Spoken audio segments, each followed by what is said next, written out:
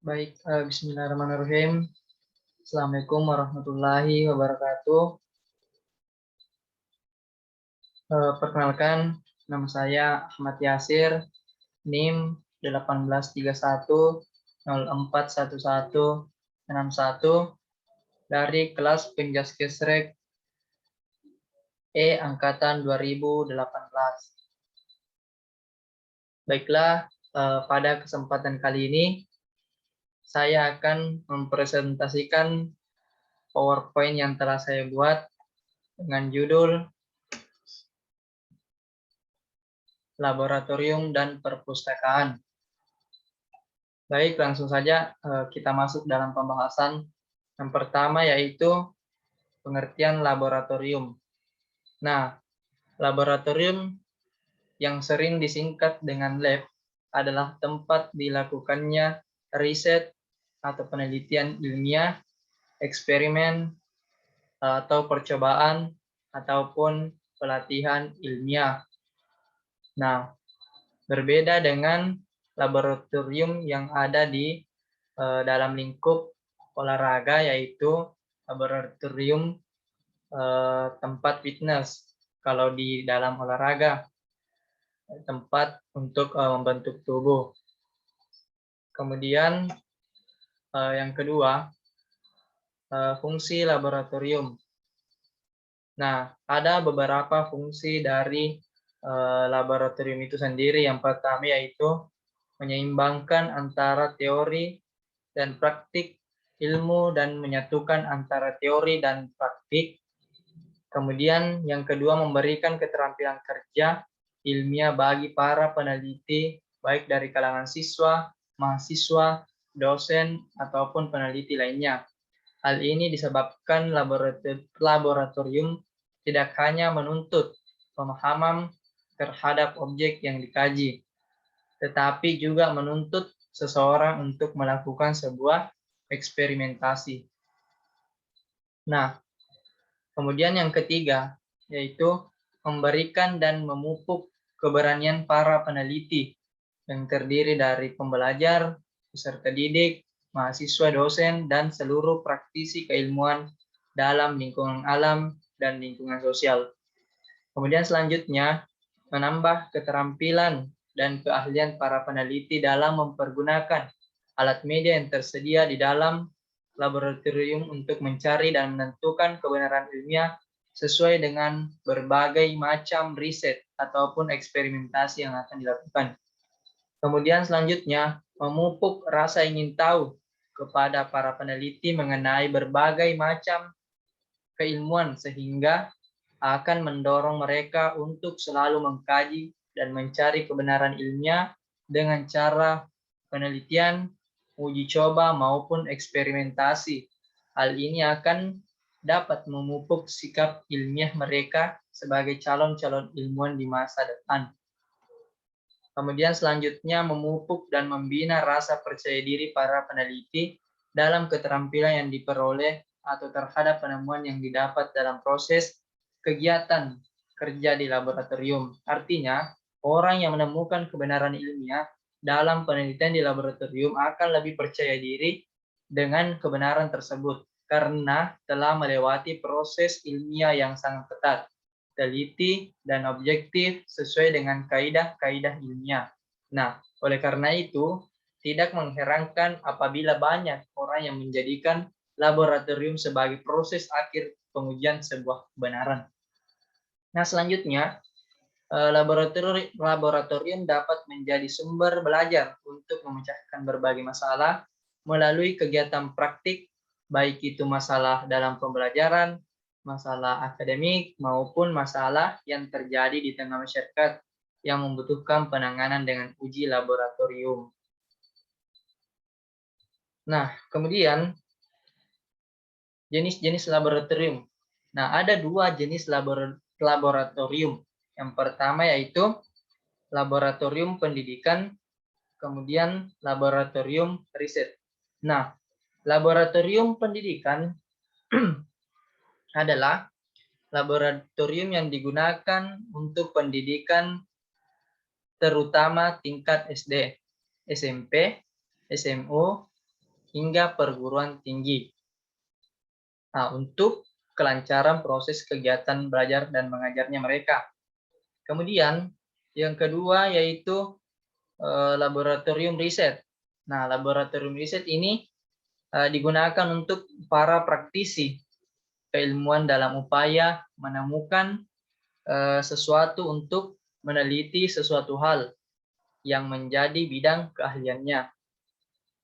Nah, itulah penjelasan dari laboratorium pendidikan dan laboratorium riset. Kemudian selanjutnya yaitu standar sarana dan prasarana. Nah, di sini ada beberapa bagian. Yang pertama yaitu jumlah meja dan kursi praktik yang pengaturannya atau penempatannya sesuai dengan kebutuhan. Kemudian yang kedua, alat laboratorium atau tempat praktik sehabis dipakai perlu disimpan dalam tempat khusus dan dicatat menurut jenis dan golongan masing-masing. Kemudian yang ketiga yaitu daftar alat-alat atau barang-barang disiapkan di meja petugas agar bagi yang memerlukan mudah mengetahui ada tidaknya alat atau barang yang dicari atau dikehendaki. Kemudian yang keempat, alat pemadam kebakaran diletakkan di dekat tempat alat-alat atau barang agar mudah bila menghadapi kemungkinan terjadinya kebakaran. Nah, selanjutnya tempat air atau keran dan handuk atau kain yang diletakkan dekat kerang atau tempat air. Kemudian papan tulis diletakkan sesuai dengan kondisi ruangan. Kemudian foto atau gambar model atau skema ditempatkan pada dinding ruangan. Kemudian yang terakhir yaitu tempat sampah diletakkan di bagian depan. Nah, selanjutnya yaitu ada beberapa jabatan dalam organisasi laboratorium. Yang pertama yaitu kepala laboratorium, kemudian supervisor, kemudian penanggung jawab teknis, kemudian koordinator laboratorium, dan laboran.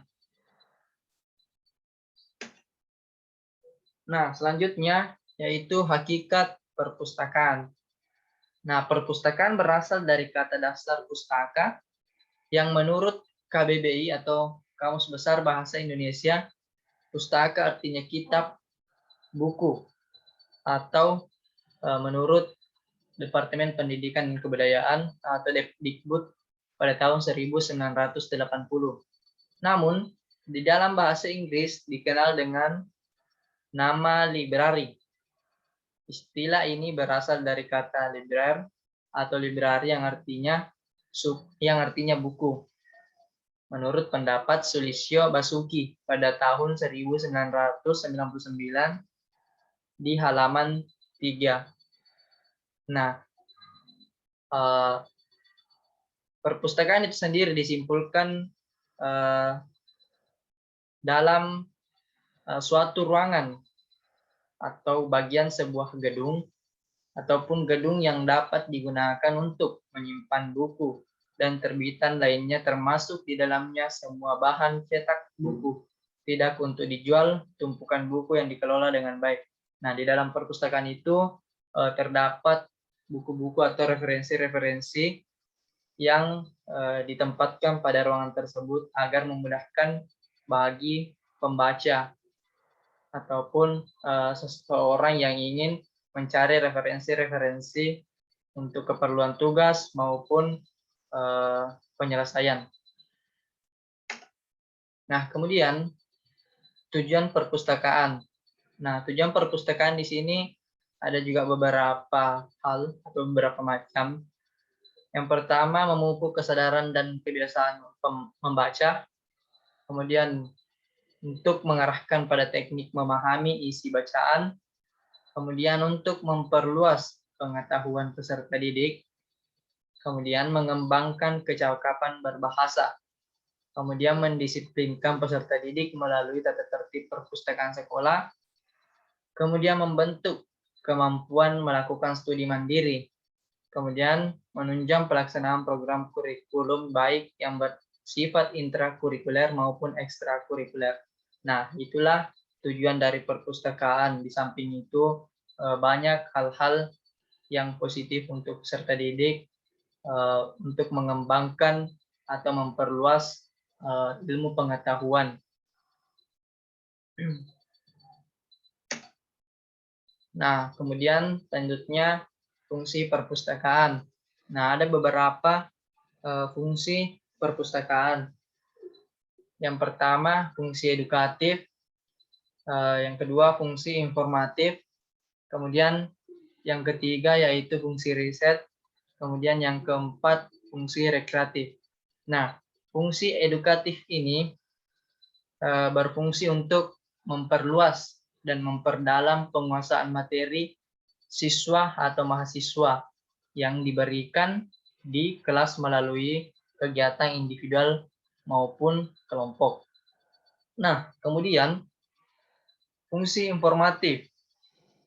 Nah, fungsi informatif ini berfungsi sebagai sumber informasi dan guru harus mengerjakan kepada muridnya kemahiran dalam mengolah informasi yang diolah dengan baik akan menghasilkan pengetahuan, dan pengetahuan yang diolah dengan baik akan menghasilkan kearifan.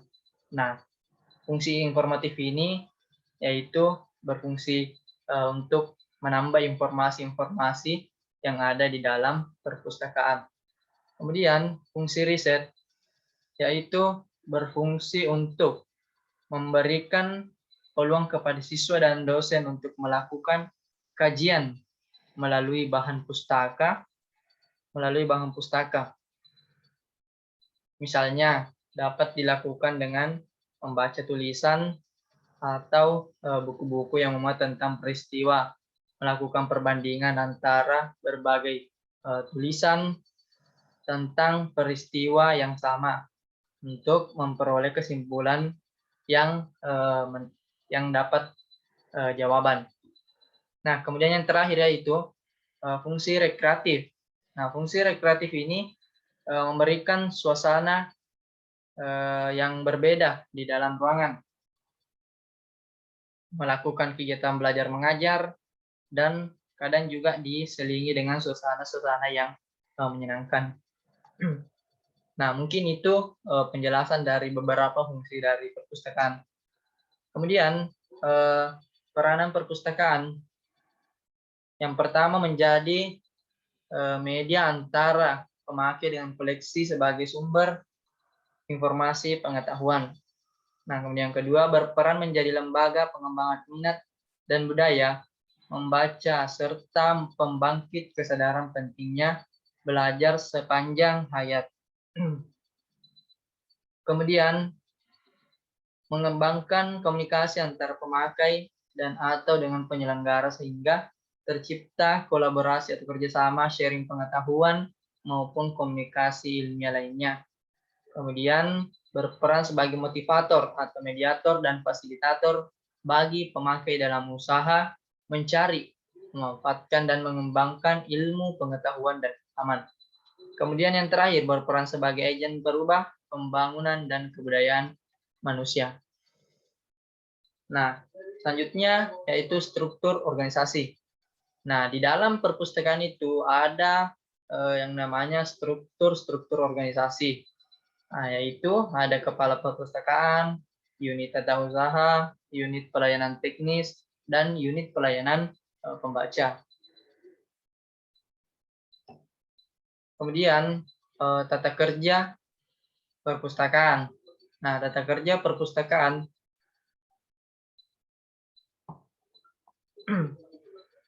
ada dua. Yang pertama, pengelola dan pembantu pengelola diangkat berdasarkan SK penunjukan dari kepala sekolah, surat keputusan penunjukan dari kepala sekolah.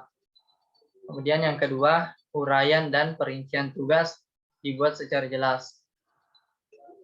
Nah, selanjutnya ada rencana dalam program kerja, yaitu program kerja tahunan perpustakaan yang berisi rencana penambahan koleksi, sarana, tenaga pembantu atau pelayanan, peningkatan minat baca dan kegiatan pelayanan perpustakaan, jadwal pelayanan perpustakaan. Yang kedua, materi dan sasaran program yang jelas. Nah, ini harus jelas program kerjanya apa. Kemudian tersedianya dana dari sekolah untuk pengelolaan perpustakaan. Kemudian laporan bulanan pelaksanaan kegiatan perpustakaan yang telah dibuat dan disampaikan sesuai peraturan. Kemudian yang terakhir yaitu laporan tahunan pengelolaan perpustakaan yang telah dibuat dan disampaikan sesuai dengan petunjuk yang berlaku. Nah, kemudian koleksi atau kegiatan pengadaan bahan perpustakaan. Nah, ada beberapa koleksi-koleksi yang terdapat di dalam ruang perpustakaan. Yaitu yang pertama buku-buku referensi, kemudian buku-buku ilmu pengetahuan, kemudian buku cerita, kemudian buku penunjang kurikulum, majalah, dan alat peraga atau audiovisual. Nah, itulah semua yang tadi saya sebutkan koleksi-koleksi yang ada di dalam ruangan perpustakaan. Nah, selanjutnya yaitu klasifikasi. Klasifikasi adalah menggolongkan dan menempatkan benda-benda yang sama di suatu tempat. Sedangkan menurut Hamakonda,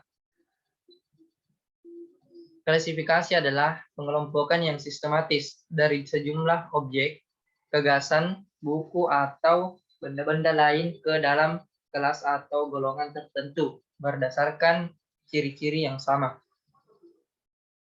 Nah, jika subjek-subjeknya sama, maka tempat buku tersebut akan ditempatkan di tempat yang sama. Nah, kemudian ada sistem klasifikasi. Nah, di sini ada sistem klasifikasi sistem abjad nama pengarang, kemudian sistem abjad judul buku, kemudian sistem kegunaan buku, sistem penerbit, sistem bentuk fisik, dan sistem bahasa. Nah, kemudian katalogisasi. Nah, katalogisasi adalah proses mengkatalog buku-buku perpustakaan. Nah, itu katalogisasi. Kemudian katalog merupakan suatu daftar yang berisi keterangan yang lengkap bukan hanya buku, tapi seluruh bahan pustaka yang dimiliki oleh perpustakaan, baik berupa buku maupun bukan buku. Nah, kemudian macam-macam katalog. Nah, macam-macam katalog di sini ada 4, katalog bekas, katalog buku, katalog kartu, dan pemeliharaan buku.